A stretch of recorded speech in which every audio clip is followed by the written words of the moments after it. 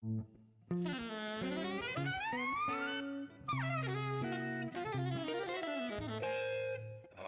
Jazz.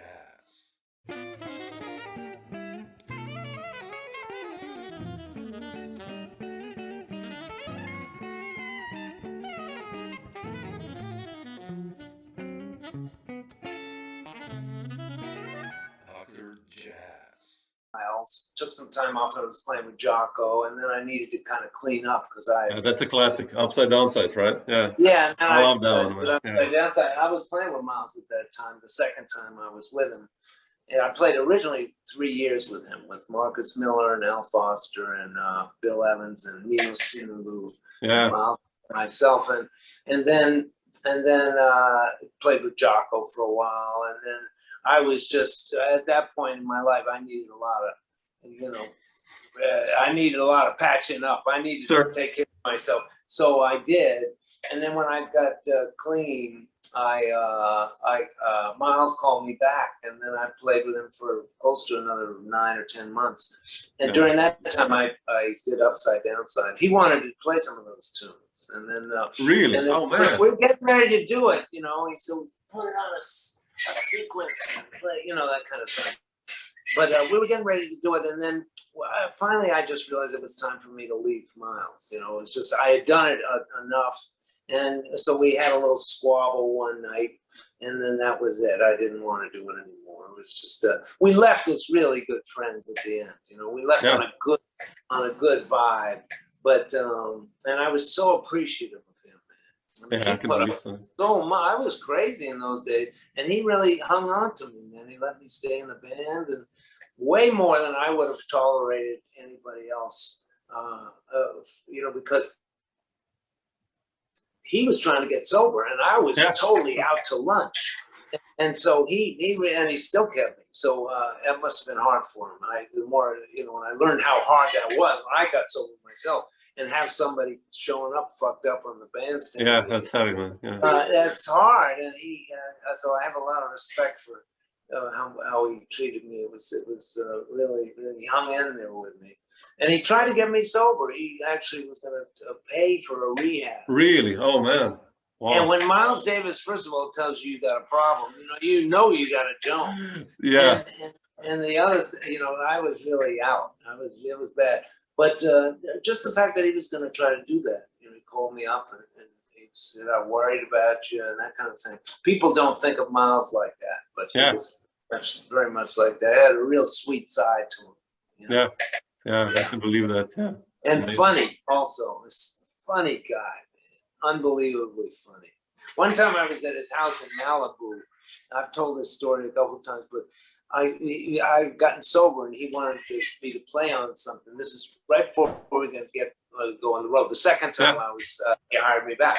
So I went to his house in Malibu in California, and I was, he said, okay, he cooked dinner, really good chicken with a lot of Tabasco sauce, real hot chicken. It was really good. Okay, time. He used to call me. At that point, I lost a lot of weight, so he said, "Oh yeah, okay, no more time." And he said he was going to call me Fat Time. I mean, he used to call me Fat Time. Yeah. I like the song. Yeah. Yeah. So now he said, "Okay, no more Fat Time. Okay, time." So he just used to call me Time. That was the second time I was with the band. He called me Time, and he said, "Okay, I cooked you dinner. Now let me make you. Let's do the dishes. You do the dishes." So I put them in the dishwasher. Something was wrong with the dishwasher. Either that or I fucked it up somehow. I put too much soap. It started bubbling up. All this soap came out of there, and on the kitchen. I said, "Chief, wow," we scold Chief, Oh, so cool. Man, what's happening with your dishwasher? What's happening? And he looked at me and said, "Hey, Time, ask me about a chord or something, or a scale." And he just looked at the dishwasher like, "I don't know. What the fuck? That's not my expertise." Kind of that's the vibe he was. But it was just hysterical. And then we just left. We left. He went and showed me his horses. He had 2 horses, kind of blue and all blue. and it was this, you know, this kind of typical horse woman would come, you know, with the blonde hair, blue eyes, and kind of, you know, with a stable of horse. Hey, Miles, you know, and he was showing up with this black Ferrari and this, you know, he looked like more like New York City, Pimp you know, style Carol. no, and here he is in this thing. He was, hey, I want to show you my whole, hey, Carol, or whatever her name was, you know. Oh man. He was a really, Miles was you know, there's a lot of stuff with Miles that people just did not understand. You know, he didn't show the press. Yeah. He really, a lot of times, but cats that had played with him knew him. You know, he had a really warm side to him, you know, and you can hear it all in his playing.